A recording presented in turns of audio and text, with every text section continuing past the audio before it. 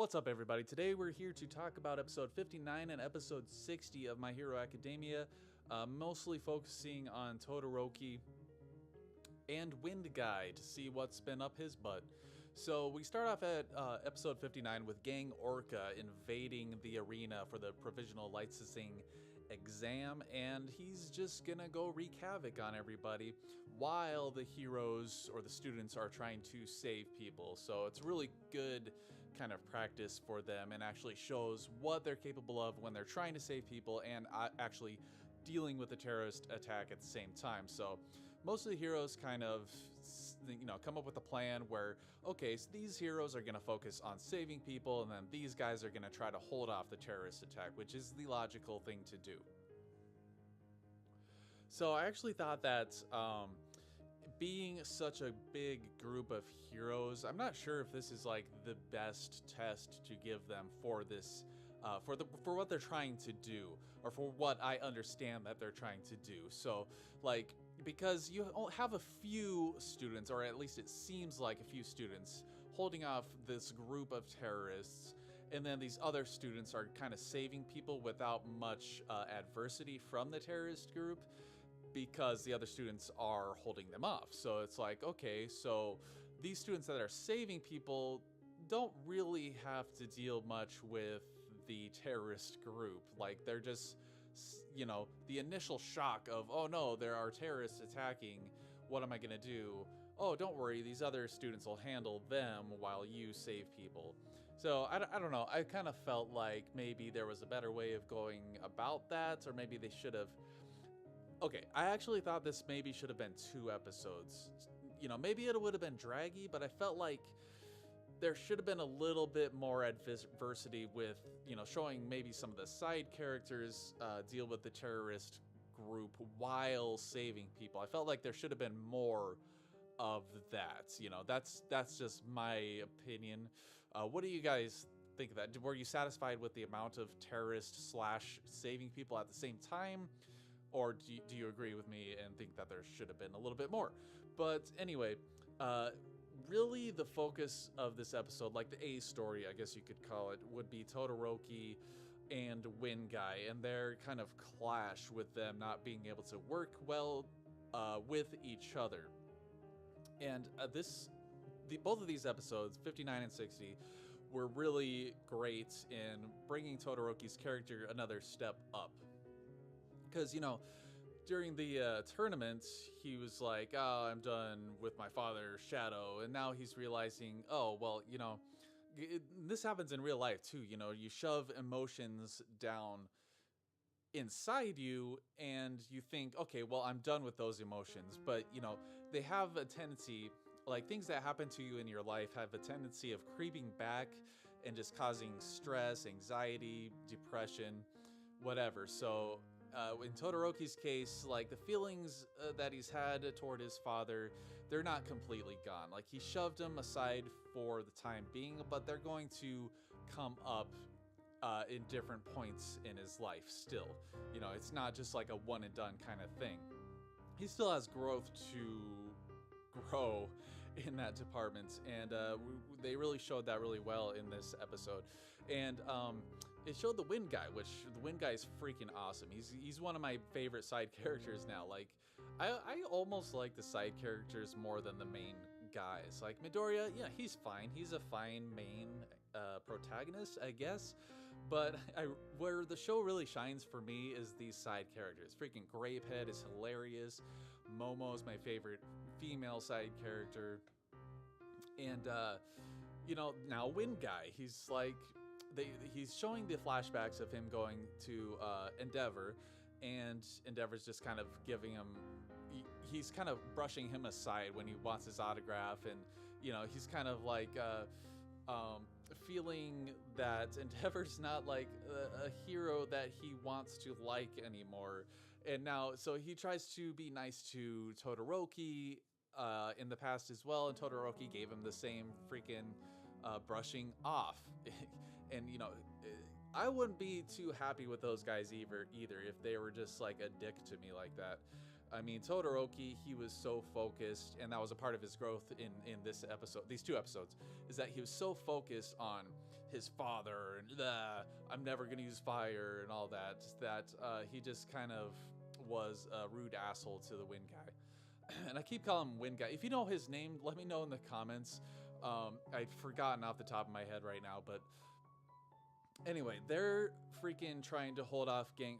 Okay, first, the terrorists are charging, and freaking Tremors goes up, and he tremors, and this is freaking okay. This guy's awesome too.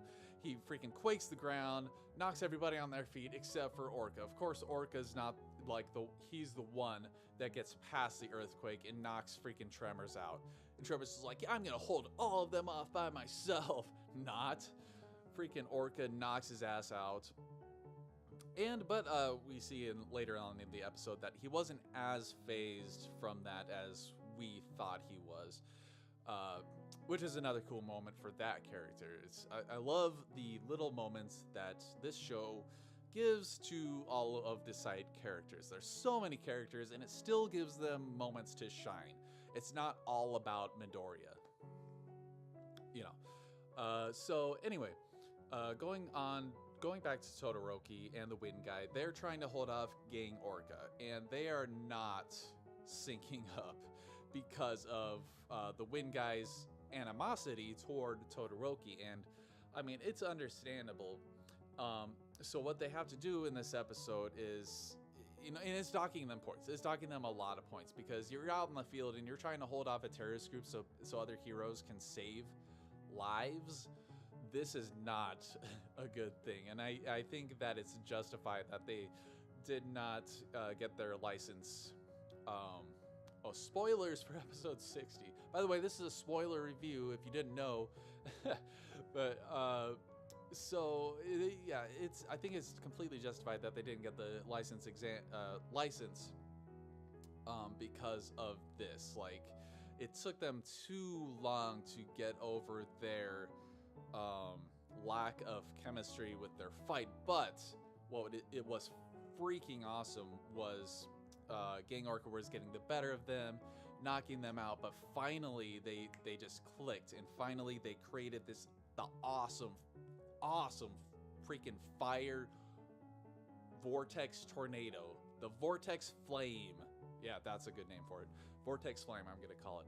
But that was such an like this in this episode looked really good for the most part. Looks good. The music, I mean, I don't know if there's new music scores in this, but maybe I'll do a cover for some of that. If you want to see a cover for some of the music from this episode or more from My Hero, let me know in the comments because I liked the music in this. So Todoroki's, you know, having the feelings from his father pop back up, which I thought was great. I didn't think it was a backtrack or anything, and it didn't feel like a backtrack.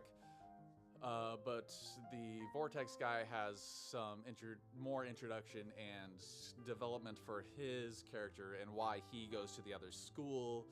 And now him and Todoroki, I feel like, are going to become friends now. At least I'm hoping that's where they're going with this, because I think that would be pretty cool. Because they're like the wind and the fire elements together. I feel like they can be a super powerful team. But anyway, episode 59, awesome. Really, you know, I couldn't think of any ways to improve it except for maybe make it into 2 episodes, or maybe just show, you know, the saving of civilians while holding off the terrorists, or at least a little bit more of that. So episode 60, you know, we leave off where Midoriya is looking at the sign of the students who passed, and he passed. Todoroki did not pass. And Grapehead is like, oh, the hierarchy, you know, is crumbling. Like, what a douche. That was hilarious, though. And Ida, Speedster, just freaking grabs him away. Hilarious scene there. But yeah, Todoroki's like, he's admitting that, you know, he's not so prideful as to not admit when he's made a mistake and when he needs to grow in areas that he needs to grow. And that's a great character trait, and it's great character writing when you have flaws and the characters actually acknowledge those flaws and work to improve, because it gives them a goal. It gives them a goal to work toward and an arc. It gives them, the characters, a clear, defined path. And that's great as well. So, yeah, so Todoroki's awesome. The development's awesome. And we have this really long scene of All Might meeting with All for One. And I might get some crap for this, but I honestly zoned out during this scene because, I don't know. I didn't feel intimidation. Well, okay, there was a lot of intimidation coming from All for One. I keep trying to call it All in One, like an all in one printer. You know what? His name is All in One now. So, he's really being cocky here and really confident that, hey, I'm not gonna be in here forever, you know. All Might, you're out of power. What are you gonna do? You're gonna die, and freaking Handface is gonna get you. At least I think that's who they're talking about. Honestly, it was the scene was really long, and I was tired. I might have misinterpreted the scene.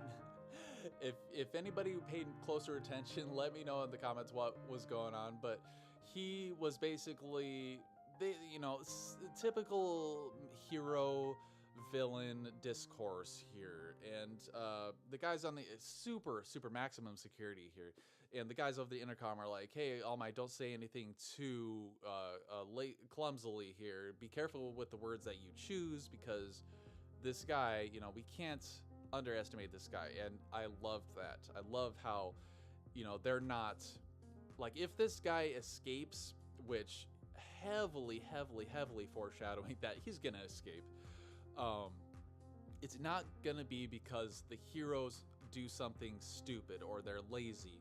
It's gonna be because this guy is that much of a badass, and this guy has a plan, and he has his freaking team, and they are that much of a force to be reckoned with.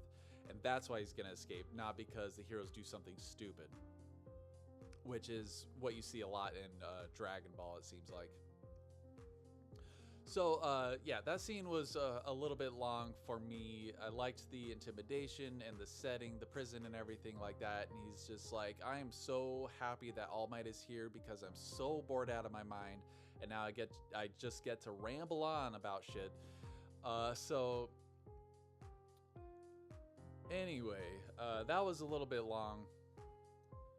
But we move on, but we proceed to the main kind of confrontation of this episode, the title of the episode, in fact. And Midoriya is so excited about having passed the license exam, and he got his license, and he's so excited about it, he's crying. And freaking Bakugo says, we need to talk. And Midoriya's like, oh crap, because Bakugo has figured out that Midoriya got his powers from All Might, just from powers of deduction. And I like this, that it shows that Bakugo, again, is not just a meathead thug. He's not just like a meathead. I already said that. But it shows that he actually has a deductive side to him, and he has those skills that would make him a great hero. And now he's like, okay, you've made this power your own. You used to be like a little pebble, and I hated you. Or I thought you were crap, pretty much. He just, flat out says it. And if it wasn't obvious enough from the early series episodes that Bakugo doesn't think much of people without quirks, especially Midoriya. So finally he's like, okay, you beat me here in the last time we fought. Now I want a rematch. So that's where it leaves it off. And that's pretty much the gist of it. And the next episode looks pretty badass. Like, this fight looks like it's gonna be pretty cool. And I'm wondering how Midoriya is gonna handle it. Like, is he going to just go full force against Bakugo? Is Bakugo gonna hold his own against the One for All power? Or are they gonna be evenly matched? I'm wondering if, because if Midoriya gets a hit on, like, Bakugo is not invulnerable or anything like that. So if Midoriya gets a hit on him, then that's like Broken Ribs City right there. But Anyway, yeah, a pretty good episode. A little bit draggy, very, very dialogue heavy, not a lot of action. Maybe that's what I was in the mood for when I watched this, but that's the only criticism I really have of it. Episode 59 I thought was excellent. Uh, but what did you guys think? Did you like 60 more than 59? I guess that's really all I have to say about it for now. Obviously, thank you for watching. Share the video out, comment with your thoughts, yada yada. Thanks as always for watching, and take it easy.